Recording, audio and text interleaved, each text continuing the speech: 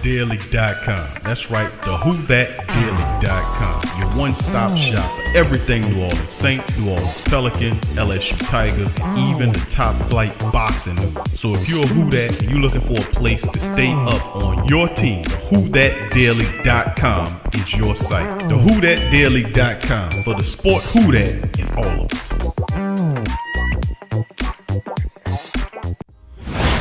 Big Q from the Sports Coma. Much love to the family members. Appreciate y'all. The PRO Media Network is back at it again. Last year we gave away several PS4s and games. So this year we're raffling off a PS5. To enter for your chance to win, simply click the link below and fill out all the necessary information to be eligible. Sign up for the raffle. It's $25 to enter. You gain an opportunity to win a system, the PS5 system. Like I said, it's a one remote and everything in it that goes with the full system. These things are hard to come by. It could be yours. Into the raffle today, $25 get you in. There's also a deal when you buy more than one ticket to up your chances of winning. Jump in there. It benefits the platform as well. So feel free to sign up for the first annual PS5 raffle from the Pro Media Network. Thank you for participating and much love. Big ups to you. Who that say they gon' beat them Saints? Who that? Who that? Who that say they gon' beat them Saints? Who that? Who that? Who that say they gon' beat them Saints? Who that? Yeah. Well, all right. Like you always say, welcome, welcome, welcome. Number one sports talking D. We ain't like the Falcons, we won't blow the lead. Look, all we talk is who that, who got cut and who back. Rookies in the vets, players you should look at. It's the Sports Coma, you don't wanna miss it. Got the pre-game party, post-game statistics. Get a visit from Sway, maybe DC or 5. It's the hottest thing smoking, Big Q and the guys. Go to YouTube Live, make sure you subscribe. Interviews inside the Saints locker room high. Talk to Drew, Jordan, Zach, Peyton, New Orleans, Who That Nation. Best believe when I say we bleed gold and black. Ain't a miracle or rivalry could ever hold us back. No, Beastquake, Bounty Gate, let the truth be told. It's the Sports Coma, all we know is Saints Super Bowl. Yeah. You're listening to the Sports Coma with Big Q and the guys on the PRO Media Network. Who that to the black and gold family, man. We're in this thing, Sports Coma. Early as hell, man. Busy ass day. But I'm up in this thing nonetheless. Big ups to the Great Saint Think Tank. I appreciate you guys being with me with this early, late, however you want to look at it as live stream. I had a busy day, but instead of not seeing you guys or hollering at you guys, I decided, listen, let's just talk to the Great Saint Think Tank. Much love to the family members here. Now, of course, this is what, Friday? Friday. But we'll be back later on today for an extended version of the Sports Coma, as we'll cover the whole entire situation dealing with the black and gold entering Friday's contest, including the later on Friday's broadcast. The injury report to see exactly what's going on. Injuries starting to mount up a bit. So it's we'll see. What's up, Wally? Thank you for following us via Facebook. Much love to Wally. Appreciate you. On the contrary, my friend, a busy day got me a nap in there. That's why I can stay up here with you guys. Big ups to the Great Saint Think Tank. And like I've been saying for some time now, welcome, welcome, welcome. You're now rocking with the Sports Coma with Big Q and the guys, where we have intense, entertaining, educating, and enlightening sport talk from your favorite sports family. I'm Big Q, your host, and you're the Great Saint Think Tank, the Black and Gold Nation, the Who Dat Nation, and I salute you. Thank you for joining me in this live stream, as we'll give the particulars on the deal with Bradley Bradley Roby. We'll go over that. So, I mean, man, big ups to the fam, man, as we get going. Brother Jerry, who that to you? What's up, Who the Jube? Who that to you, fam? Appreciate you as well. Big Jedediah is in the building. Be Kind is in the building. Pickett and Flickett is in the building. 504 Hot Boy is in the building. The Black Pearl is in the building. Sean C is in the building. Who that to all the family members, man. It's big ups to the fam. So big ups. All right. All right, fam. So, well, I'm not going to keep you guys long on this stream, man, but we will keep it rolling later on tonight. I will open up the lines of communication in the Friday stream so family members can chime in on their thoughts on the Black and Gold's movements heading into the week 1 matchup against the Green Bay Packers. Who the Jube says Tampa looking like looking like booty. 4 turnovers and still won. Cowgirls almost beating them. Give me a lot of hope than I already had. Yeah, they were sloppy in the matchup and had the Cowboys took advantage of a few things there. They would have easily won that game. But it is still early, and, you're going to see that rust factor to a degree. But, boy, they're going to kiss the Tampa Bay Buccaneers' ass after this one, man. They're going to say, yeah, we looking like something. We're going to be all right. Yeah, it's just amazing. What's up, Colorado? Who that to you? And as well. So, all right. I hear you, Hoodie. We're gonna be back, Hoodie. We're gonna be back a little later on, my friend. We'll open up everything. Yeah, they do look real vulnerable there, Big Jedediah. We're gonna see, man. Of course, the Saints have to take care of business as well. Jasper, what's up, fam? Appreciate each and every last one of y'all being in the live stream. Feel free to hit upon the like button. If you're not a subscriber, hit the hell out the subscribe button. Enjoying the great Saint Think Tank, fam. So we're going to open up with the particulars of the deal. We talked a lot about this on the previous stream about exactly, what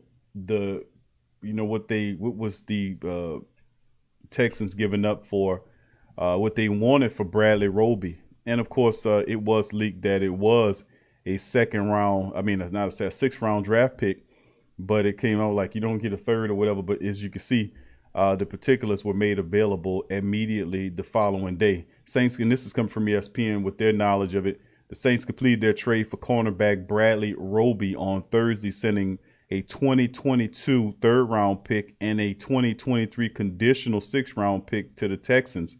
To facilitate the trade, the Texans converted $7.6 million of Roby's base salary into a signing bonus, which helps out the Saints big time.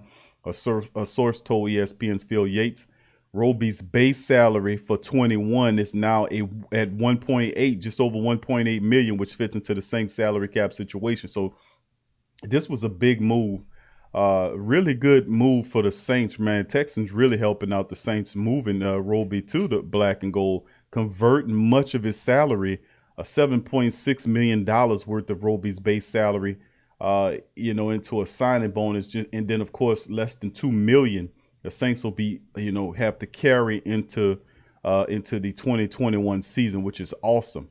Now, defensive coordinator Dennis Allen said Thursday he feels like the Saints, quote, just added another piece to the puzzle, end quote. And of course, as you can see, quote, you can never have enough good cornerbacks, which are hard to find in the league, Allen said. I like his size, speed, length, athleticism. He's really smart. And I think he's going to fit in much like Jack Rabbit did when the Saints acquired the cornerback Jack Rabbit Jenkins in a late season trade in 2019. So you remember, how they acquired the Jack Rabbit was the Giants foolishly put him on the street, and the Saints claimed him off of waivers, and the Saints got him for next to nothing. Allen also said he likes the fact that Roby comes from a, quote, really good pedigree, end quote, and that the Saints have a lot of success with defensive backs from Ohio State in the past, including current cornerback Marshawn Laddie Daddy Lattimore, current safety Malcolm Jenkins, and former defensive backs Von Bell and Eli Apple. Roby was a first-round pick of the Broncos in 2014. He spent the past couple of years in Houston. He started 49 career games with 10 picks. Now he's 29 years of age. He's entering his second year of that 3-year, $31.5 million extension that he signed with the Texans, and he will miss the first game of the season as a part of the 6-game suspension that began in 2020 for violating the NFL's policy on PEDs. So there you go, man. As the Saints, we're having machinations in the draft, trying to move up to land guys in the draft like J.C. Horn and Patrick Surtain II. And, of course, looking at guys like Xavier Howard and Henderson out of the Jaguars. And ultimately, the Saints decided to make a move on Bradley Roby, giving up a third-round pick and a conditional 6th-round pick for Bradley Roby, and then the Texans convert a big whopping chunk of his salary, $7.6 million of the, what was it, $9-something million that what his deal was. I think it was just over $8 million of it. And then he had the Saints. The only thing they have left to pay is 1.8. Remember, we showed you the contract yesterday via Sport Track, where then there's an opt-out for the Saints after this year with Bradley Roby.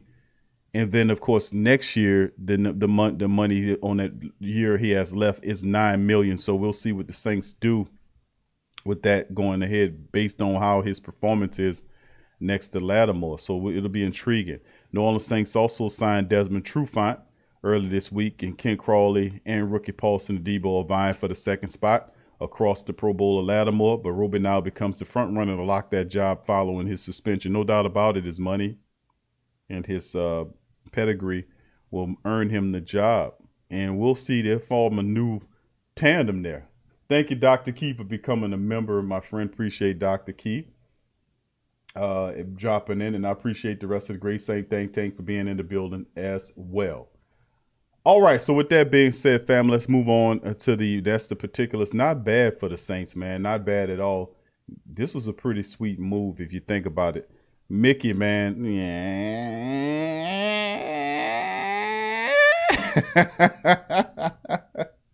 Slick Mickey, man. Oh, man, he doing his thing. Him and Kai, man. They doing their thing.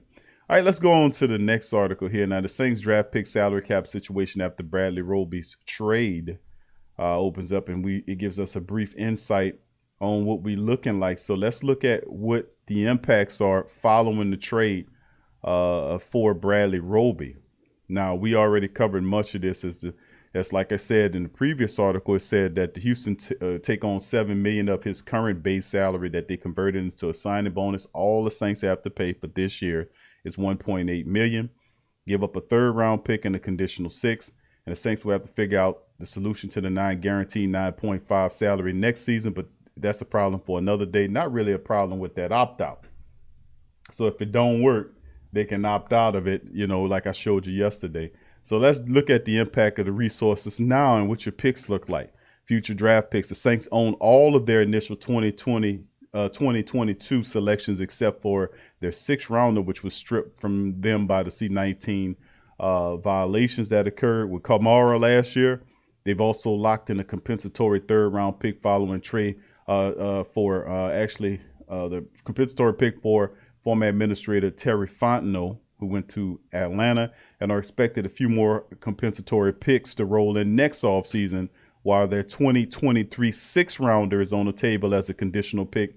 They do still have their other selection. So this is how it looks out for the Saints for 2022 into 2023. All right, so here it goes. As you can see, the Saints have their 1st, their 2nd. They have a compensatory pick, the 3rd-round pick for Terry Fontenot. They still have the original 4th, and what is projected to be a compensatory pick for Trey Hendrickson. So it's 2 4s, a 5, and the projected compensatory pick for Sheldon Rankins, and a 7. So the Saints loaded up, baby, in the 2022 draft. And this is the thing, because we're not exactly out of we are a lot better off salary cap wise as we were the previous year, but still not quite out of the woods yet, because the Saints have 20-something free agents coming up in this upcoming. I've been saying this for a while from the previous, like in 2022, we still not out of the woods. So we're going to use a lot of these picks to kind of move around, do some things. Also use these picks to kind of build a team moving forward until we get to the 2023 year, which we can be able to have a little bit more flexibility. So here it is. That's the picks, and that's a lot of draft capital right there for the black and gold. Looking good. 2023, as you can see, 1st, 2nd, 3rd, 4th, 5th, no 6, and a 7 right there, which is still very good. So the Saints and Mickey Loomis are handling business in the major way, man. Still having those draft assets plays largely, and they get a good cornerback. So not bad for the black and gold. Now, the salary cap space, how was that looking? Let's start with the 21 salary cap outlook. Depending on how much the Saints paid veteran cornerback Desmond Trufant, which we broke that down yesterday, it's 1 point, what was it? I know it's less than 2 million. I forget, but y'all, we covered it yesterday. It's over $1 million. I want to say he's what is it, 1.085 or something like that. It's less than 2 million. We covered that and showed those numbers via Sport Track because nobody really knew how much Trufant was getting paid. So I went and did some research. One of my favorite cap resources, Over the Cap, and Sport Track had the contract already in place, and it's a cheap deal. So Trufant rounds out the depth chart, likely the vet minimum. They went into the move with somewhere between 4 to 5 in cap space with Roby's 1.8 million on the books. The guesstimation that the Saints are now about 2 million under the cap. That's plenty of work to work on in the season, though they lack the flexibility to make another big addition at the midseason trade deadline. And sure, let's look at 2022. Once Roby's on the books, the Saints his 10 million in hit for 2020 and a 9.5 million of which is base salary. The remaining 500,000 is a roster bonus, which should rank 9th most on the team. But none of that money is guaranteed, meaning Saints could either cut him without losing him or without losing any dead money, extend his contract to keep him around at a lower cost, or kick the can down the road with a patented restructured ghost year combo, which Mickey Loomis and Kai has made really popular. Just putting I call them phantom years, like the Taysom Hill contract that they did. And originally, early on when they did it, you're looking at what AJ Klein's phantom years and all this kind of old stuff. Very creative in doing that. So New Orleans is projected to be in the red by 45 million with just 39 players under contract. So expect some moving in the spring, which is a kind of appearing, if you will, into the future, showing that the black and gold, although you wasn't 100 million in debt like we were the previous season, have to do all that restructuring. This upcoming year, you're a little bit less than half of that with 39 players, and then 20 something free agents, including both Taysom, Jameis, Marshawn Lattimore, the heavy and expensive contracts coming up into the upcoming year. So it'll be very interesting to see what happens with Lattimore moving into the future, and could Roby be a guy that they look at to replace him? I mean, this is very interesting, the deal. Hopefully we lock up Laddie Daddy because I think he works there, but we'll see how it all shakes, man, going into the season. 45 million is a lot better off than 100 million. I tell you that much. Anyway, let's keep it moving, fam. Let's take a look at the Thursday's injury report for the Green Bay Packers Week 1 matchup. And, of course, we get some new guys on the injury list added. Uncle Paulie, who that to you? Willie Bibbins, who that to you? What's up, Willie? Brandon Cormier and the rest. What's up, KK? What's up, baby? Who that to y'all? Appreciate y'all staying up late. What's up, Reginald? Who that to you, fam? Appreciate you being here as well. All right, so it's intriguing, man, and interesting all at the same time how we see this injury report. Now, New Orleans Saints were listed on Thursday's injury report for the team's Week 1 against the Packers. And, of course, we knew about Ken Crawley, who was DNP'd again for a second straight year. You know what I'm saying? For a second straight year. We see that he's, day. Second straight day. It almost felt like a year the way he's been playing. But hamstring issues are something you have to watch out for. I've said that they're very tricky. And he's been struggling with that for 2 weeks now. And now he's DNP'd Wednesday and Thursday. And likely odds, though, even though he's if they have some play for Friday, it's still a very iffy proposition. 2 straight days of DNP. I don't think Crawley will be ready. Paulson Adebo, I think he'll be gearing up. He needs to be getting ready to start against the Packers and get ready. And I'm really happy or excited to get ready to see Paulson Adebo because, like I said, even if Ken Crawley in some degree is good to go, I would not put a guy with hamstring issues in there against Aaron Rodgers. And so, well, Q, listen, Ken's a veteran. He's been in there. Yeah, he's been a veteran. He's a veteran, no doubt about it. But they're going to pick on his side anyway. And he looked good this this preseason here. But Paulson Adebo also looks strong in Adebo's the future of the club. So either way, they're going to throw to that side. So, and then, of course, you're dealing with Lattimore, who's dealing with injuries to his knee, who's also limited. So you have both cornerback situations. Marshawn Lattimore limited in practice with knee issues, even though they're giving the appearance like it's just cautionary. Traquan Smith's on the injury list with hamstring issues as well. Like with Ken Crawley and him before, he was dealing with the same issues all camp long. Remember, he was out of camp, came back in, played, and then didn't look good, and they took him out again because them hamstrings, it's a tricky business, man. I'm telling you.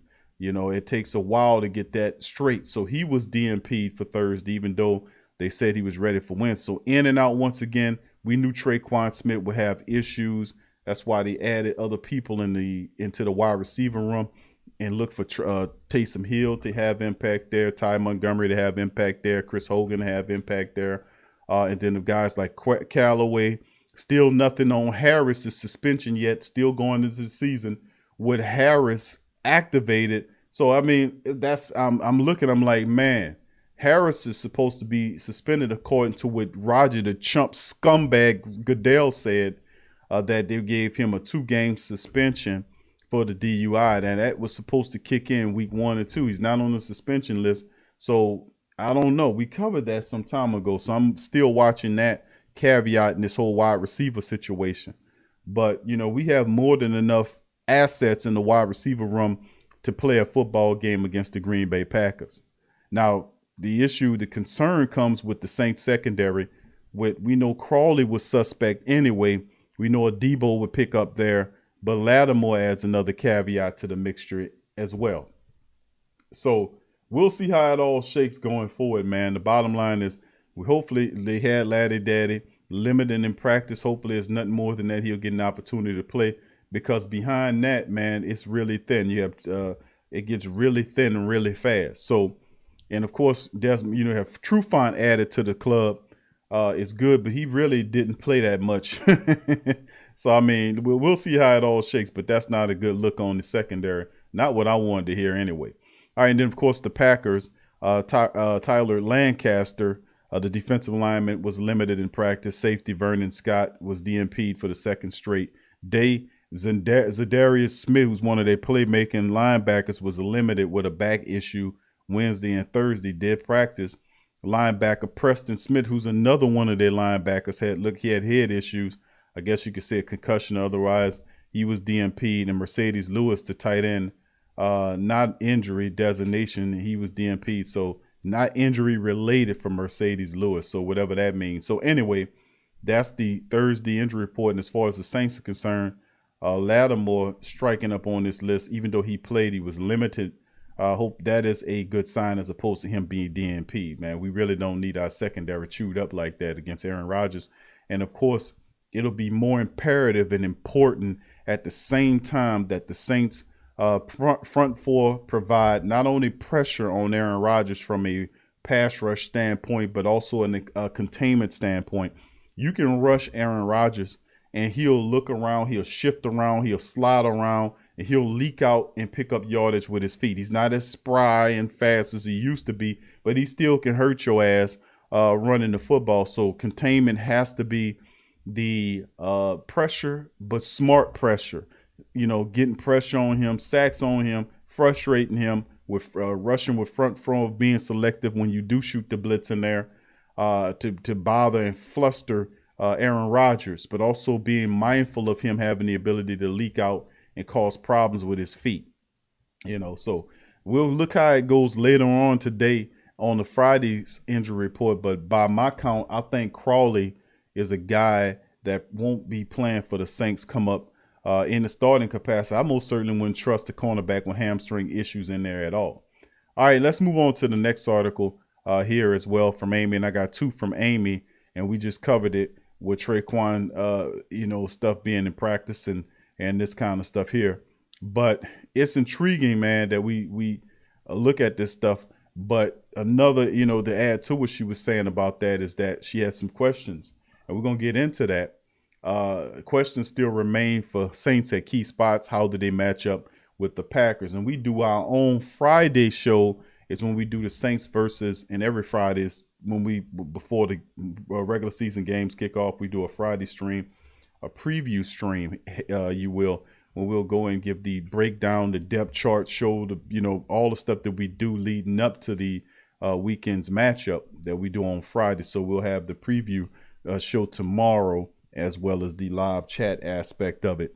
All right, let's get into this article by Amy, where she talks about questions still remaining for the Saints at key spots and how do they match up with the Packers. All right, here we go.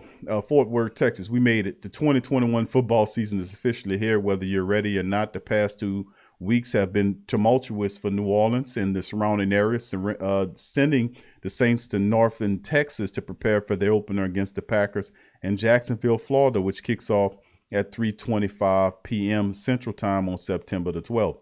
Now, on the field, which is painted like the Saints' home playing surface at Caesars Superdome, plenty has changed since these teams last faced them last season. For one, the Saints' successor to Drew Brees is Jameis. Michael Thomas remains on the PUP list. Cornerback Jack Rabbit Jenkins plays for the Titans. The defensive line interior is completely new. The list goes on. Who comes out ahead this week? Here's the two teams matching up on the edge. Now, of course, when she talks about when the Saints pass, Saints offense, Jameis is their apparent to Drew. The question there is which version of him shows up. Winston pieced together a near perfect stat line in the Saints preseason game against the Jaguars, completing all but one of his passes for 123 yards, 2 touchdowns during a 16-play outing.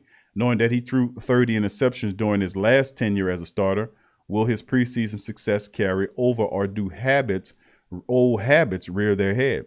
After taking a backseat to Brees last year, learning from the future Hall of Famer, you think the latter is possible. You know, it's a thing of the past. The 2 pass catchers to watch out for are receivers Marquez Callaway and tight end Juwan Johnson. Callaway is primed to be the Saints' top receiver while Michael Thomas continues to recover. Johnson is a bit of a wild card, but he's shown impressive flashes during training camp, which is intriguing. Now, which Jameis shows up indeed? And the thing is the running attack. Okay, it's a fixation on the quarterback position. We know that the Saints was a team that was pretty much, we knew that the Saints was pretty much a team that dealt with a lot of adversity when Drew was there. He had injuries, but I think the movement of the squad into the future was, as you've seen last year, the reliance on the running attack. And I've said this, I don't know how many times over the last couple of years, about the Saints needing to really focus on keeping the run a central part of their game plan, operating the play action off of the back of the running attack is something that we need to do, because Coach Payton obviously is not really comfortable with Jameis Winston yet at the quarterback position. It's going to take a little time for him to get that comfortability, but he is comfortable with the running attack. So all Jameis has to do is to stay within the inner workings of the offense, so to speak, and don't go out there and do too much. And that's something what Drew told him. That's something that he told us, that he has that understanding, that he just works within the matrix of the Saints offense and he'll have success. Now, he won't be the only guy there making plays. They'll make teams plays as a whole because they're so versatile and so talented.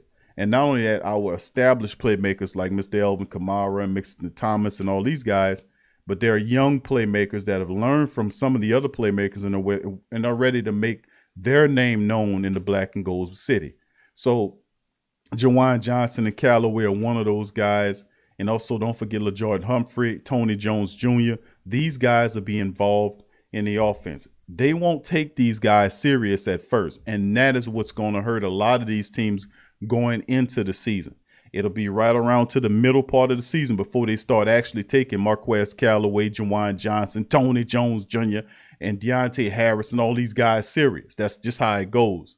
Because they have no reason to in their mind. Why would we waste time on this undrafted guy? He hadn't done anything, showed us anything. So they're gonna show him. So anyway, I think this will be more of a run-based attack. And of course, you throw the carrot of Taysom Hill in front there, and you can see how the Saints will then mix it up using Taysom Hill as well in the Saints offense. So it's intriguing to say the least. But opponents are going to have a difficult time stopping the Saints, to be honest with you. The only people that can stop the Saints, and I've often said this, the only thing that can stop the Saints is the Saints. Jameis operates within the floor of the offense, within the matrix of the offense. The Saints will have success, double-digit win success. It's no mere apparition or no mere coincidence that the Saints have dominated the NFC South 4 years running and strong. Why? Because of a success-based mind frame and a buy-in principle in the building. A long line of years of success, and people come in, they buy in quick because they see the success. And the success is functional. It's a small amount of dysfunctionality, but not enough to impact what the Saints do on a day-to-day basis. And the mindset of the team is consistently and persistently win games, because Coach Payton has an offensive philosophy and otherwise that breeds success. And plus the pieces in places that help the Saints to still be a dangerous offense, period.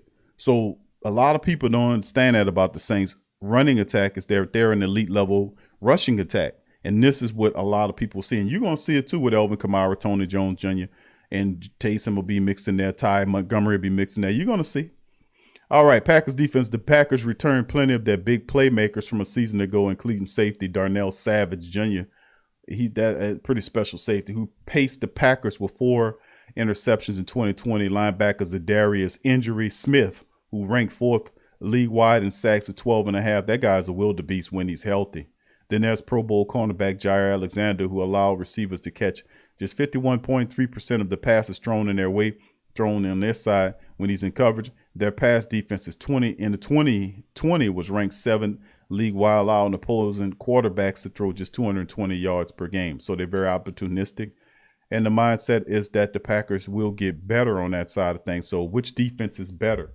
She says the Packers defense is better. I will disagree, but I won't say nothing about that until tomorrow when I do my own breakdown about the Saints and the Packers.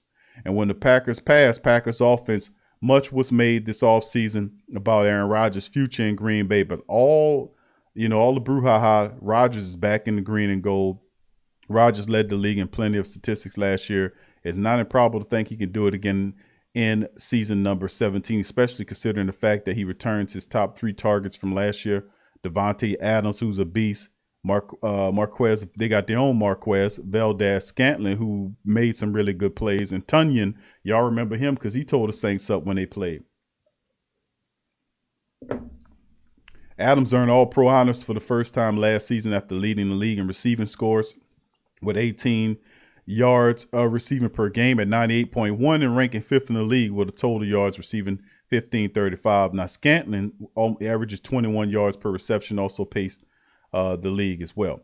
All right, so she dropping the science when the Packers pass. She's letting you know that they're very dangerous. Saints defense, the Saints secondary is mostly the same last year with Jenkins, Williams, Chauncey Gardner-Johnson, and Lattimore. But there is a glaring hole at the cornerback spot opposite of Lattimore. Sure, the Saints traded for Bradley Roby this week, but he's suspended for week 1. Crawley has been getting reps with the ones during training camp, but he missed Wednesday and Thursday practices with hamstring injury.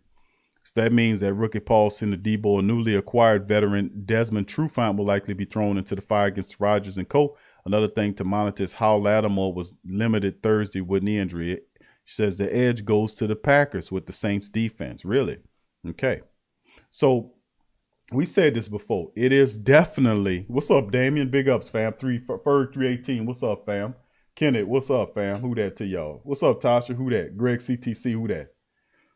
Now, it was intriguing about it is the fact that you look at the Saints defense, and yes, we talked about the secondary, Ken Crawley's hamstring issues, but we looked at from preseason. We said, you know what, Q, and we talked about it with the great Saint think tanks like Paulson and Debo look so good. Maybe we can get Paulson and Debo an opportunity to step in there and see what he can do. Well, Ken Crawley with them hamstring situations, I promise you, 2 back-to-back DMPs. The likelihood of him playing Sunday is slim to nil. Debo is healthy, and of course they were going to throw the Crawley on their side anyway. Just because Ken Crawley out there don't mean, that's like, having a guy. If you got a bunch of angry bees out there, Ken Crawley looking like somebody they just poured a bunch of honey on. They just going to go and attack him all day. But it would be the same thing if a Debo was out there anyway. And besides, if you're going to throw Paulson to Debo in the fire, we've been throwing Paulson to Debo in the fire all training camp. We threw him up in there in the preseason. He looked good. He responded. He had some stuff early on. But every practice, he would get stronger and better. He didn't show me any lapses when he started to build up momentum that he fell off or whatnot. He's still a rookie, and after all, but they're very high on the Debo. Very high on the Debo. And if you put him in there against Aaron Rodgers, Rodgers is going to pick on the rookie, ain't no doubt. But he would pick on Crawley. So, I mean, he going to pick on whoever's opposite of Laddie Daddy. So the only thing is, hopefully Laddie Daddy is good enough to go. And word on the street is that he is. They're just being really cautious with Lattimore. So anyway, let's keep it going here. And she makes a good point here. But the edge with the Packers, I'm not going to even talk about that. I'm going to hold on to it. When the Saints run the Saints offense, the Saints return the key pieces of their offensive line, which will be help bolster the production in the run game with Kamara and Tony Jones.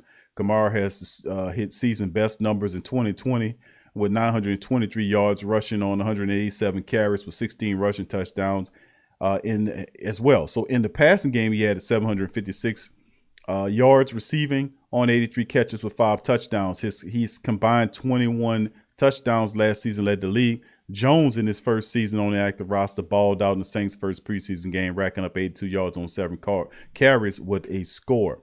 Packers defense. Packers were in the middle of the pack last season in run defense, allowing opponents to accumulate 112 yards per game. Their 3-man front of Kenny Clark, who's a very good defensive lineman, and Dean Lowry is the same, as they also returned Pro Bowl outside linebacker Zadarius Smith, who contributed to their run stop efforts last season in addition to his dominance in the pass defense. Smith, though, has been limited the last 2 days with back issues. And she says advantage the Saints when it comes down to offense against defense. The key to it is that they run a 3-4 system. The key to it is the Saints 5 will or should dominate the 3 that the Packers are putting up there. 3-4 principles predicates on the fact that the linebackers are allowed to roam to make plays in the running game, against the running game, and against the passing game. So if you have 3 down linemen there, they'll be tasked with, absorbing 5 linemen, which will be the Saints, and keeping their linebacker core clean enough to make plays around the field. Now, that'll work if you have 3 dominant upfront guys. If the Saints do what they're supposed to do, they should be able to manhandle, or not going to say easily, because it's going to come with a degree of difficulty. But for the black and gold elite level rushing attack, the Saints should be able to defeat the Packers running the ball. No doubt about it. It's the same thing. They have not really fixed that clog in the game. They're still dealing with linebackers like Preston Smith and Zadarius Smith, who are very good linebackers. But these guys have issues injury-wise, and they're vulnerable at that point. So they need to attack that. When the Packers running back Aaron Jones, this guy is a beast. Is back for more in his 5th season. He's coming off a dominant 2020. He had 1,100 yards rushing and 201 carries for 14 games, though the Saints kept him relatively contained last time around with 69 yards on 16 carries. He had plenty of standout games after that, though, and eclipsed the century mark in 3 games last season, helping him earn his first Pro Bowl berth. Saints defense is a part of the Saints defensive identity over the past several seasons was on how well they stopped the run. Cam Jordan Davenport is still anchoring the edge. Carl Granderson to new passing and rookie Peyton Turner rotating in behind him, but it's the interior that has a lack of experience. The Saints are primed to start second-year tackle Malcolm Roach and Christian Ringo. Now, star defensive tackle David Onyemata is serving a 6-game suspension for PEDs. The backups at those spots are Shai Tuttle and newly acquired Montravius Adams. And, of course, the edge is, she says, push. So she ain't taking that one. So the Saints, the Packers run against the Saints defense. A lot of people are not going to, go and say, well, the Saints will be able to take care of with the Packers offense, because that's the big sticking point. Is we know that when the Saints have their minds right offensively, that Packer defense, and when done right, and if we're running the ball, we should be able to have success against them. They kind of middle of the pack, so to speak. No pun intended, but maybe pun intended. They are a middle of the pack ass defense, no doubt about it. But the Saints here, the big question is, how do the Saints' young interior linemen handle, play? Now, if you go back and look into the preseason, the only thing you have to go on is what you're seeing in the preseason and in the training camp. And from what I was seeing when I was at the training camp and watching the film and the practices, is that these young interior defensive linemen are handling business. Now, Montravius Adams was somebody Coach Payton seen that they've had interest in previously. And when he was released, the Saints added him. And he's a guy that does add value, even though he doesn't really know much of what they got going on. But trust and believe the Saints will get him up to par. And he does have some skill. And Ryan Nielsen, remember, is the guy that has the stewardship or leadership over the defensive line group. So just like I'm very high on Coach Richard over the DBs, I'm very high on Ryan Nielsen over our defensive line. And remember, the Saints are also as versatile, there as well. When you got guys like Cam, you can kick Cam in on certain packages. To new Passenger has the ability to play inside or outside. Peyton Turner, when talked about in previous interviews early on in training camp, was talking about his ability to play inside and out. They see him doing that as well. Malcolm Roach and Christian Ringo. Ringo really stepped up and had a solid camp. Roach had a solid camp. Shy Tuttle on the back end wasn't getting much play, and then things happened where he kind of once again stepped ahead of everybody else. Now, me personally, I like what Josiah Bronson was doing, but he's on the practice squad. I thought he should have been on here, but the Saints didn't want to have so many young or inexperienced linemen there. They wanted to have a little bit of experience there, so they went with Roach and Ringo, but then also Montravius Adams asked to the mission. Then, of course, Shy Tuttle. Boy, Shy Tuttle must have several four-leaf clovers in his pocket, because remember, previously last year he was in training camp, was on the back end, and he came in there strong. And of course, this past year, looking like he wasn't going to even make it, and then he came on toward the back end once again. So, man, this guy, he's a force when motivated too. So we'll see exactly what's going on there in the interior Saints defense. So we need to just get along at least for the next 6 contests until we get David Onyemata back. So this is the article right here from Amy. And of course, like I said, tomorrow we'll go into a full preview mode and go over the Saints versus the Packers in week 1 and who we need to look out for, keys to the game, all that kind of stuff. You'll know how we always do here on the Coma.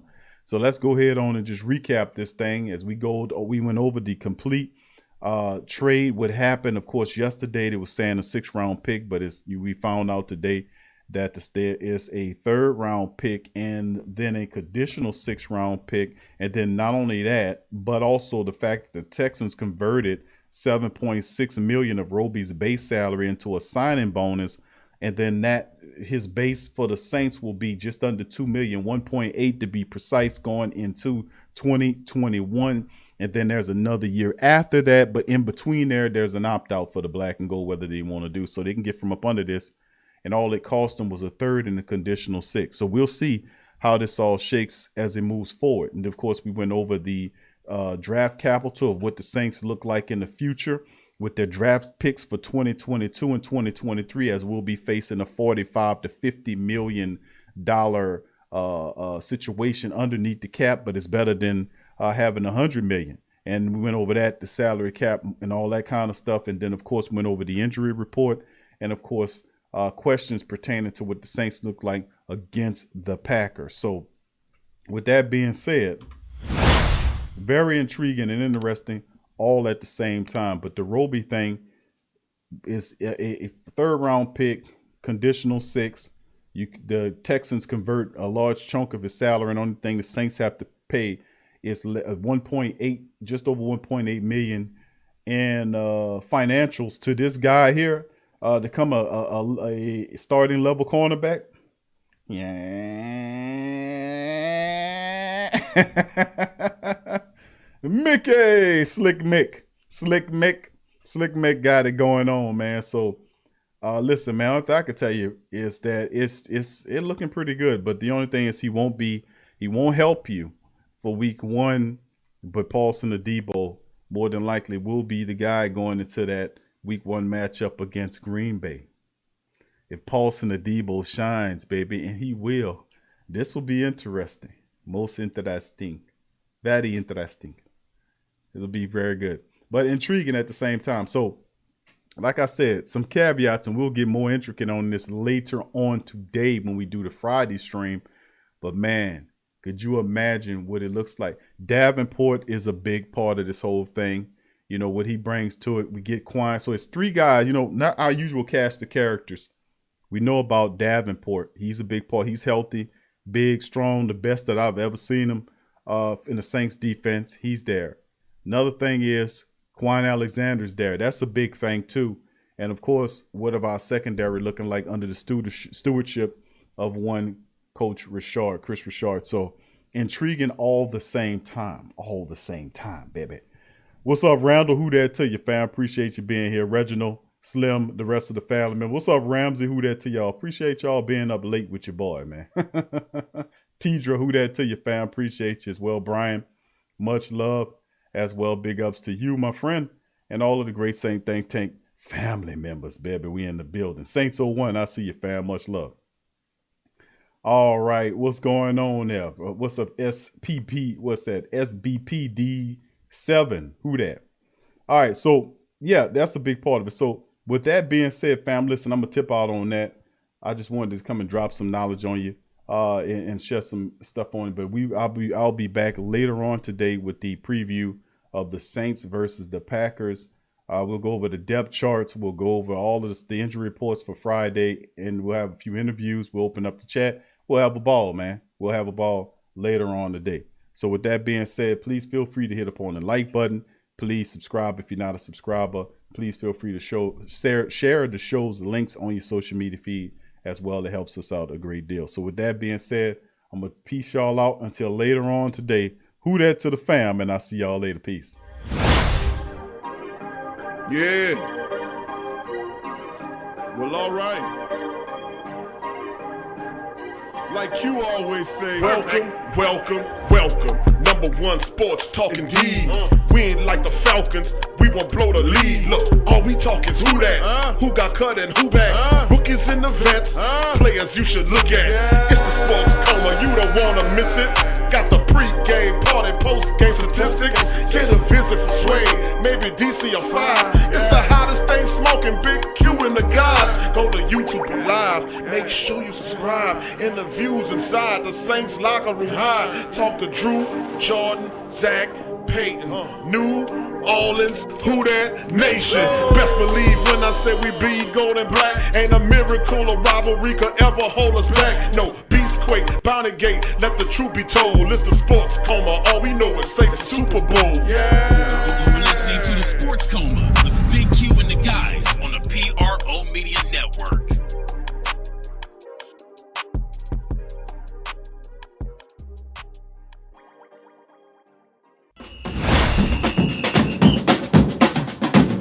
Who that say they gon' beat them Saints? Who that? Who that? Who that say they gon' beat them Saints? Who that?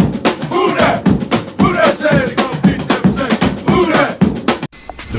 TheWhoThatDaily.com. That's right, TheWhoThatDaily.com. Your one-stop shop for everything New Orleans Saints, New Orleans Pelicans, LSU Tigers, even the top flight boxing news. So if you're a Who That and you're looking for a place to stay up on your team, TheWhoThatDaily.com is your site. TheWhoThatDaily.com for the sport Who That in all of us.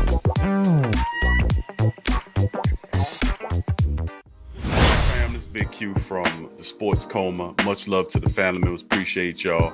The PRO Media Network is back at it again. Last year we gave away several PS4s and games. So this year we're raffling off a PS5. To enter for your chance to win, simply click the link below and fill out all the necessary information to be eligible. Sign up for the raffle. It's $25 to enter. You gain an opportunity to win a system, the PS5 system. Like I said, it's a one remote and everything in it that goes with the full system. These things are hard to come by. It could be yours. Into the raffle today, $25 get you in. There's also a deal when you buy more than one ticket to up your chances of winning. Jump in there. It also benefits the platform as well. So feel free to sign up for the first annual PS5 raffle from the Pro Media Network. Thank you for participating and much love. Big ups to you.